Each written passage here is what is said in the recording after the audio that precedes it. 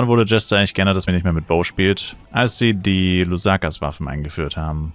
Beziehungsweise die Ultimate-Waffen. Mit Lusaka nicht, es war Royal. Ne, wobei Royal war es auch nicht.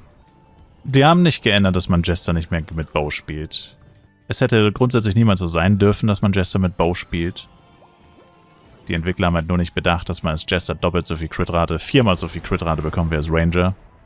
In Fly Universe ist es nur noch doppelt so viel. Und das andere war, dass Jester halt Bögen tragen konnten. Alle.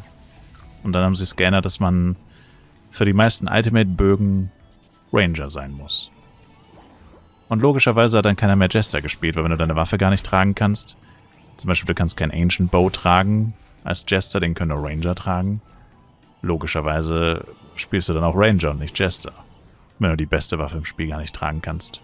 Und ob das Absicht war, weiß ich nicht mal. Gute Frage. Weil bei einem Ancient Bow zum Beispiel, oder bei einem Vampire Bow, da müssten auch schon alle Ranger eigentlich 100% Crit-Rate gehabt haben.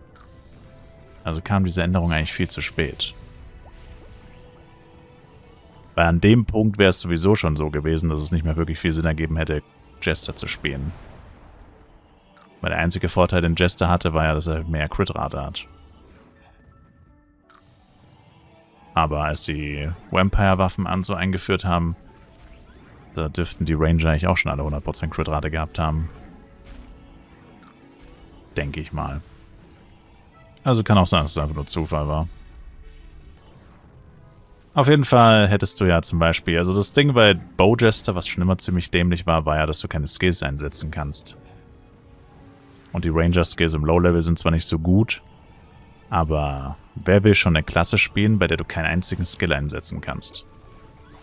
Das ist schon pretty ass. Außer Bowmastery, Fastwalker und Dagelo.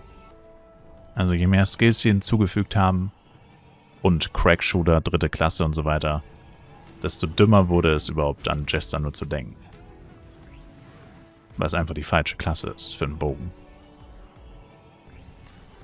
Natural Selection.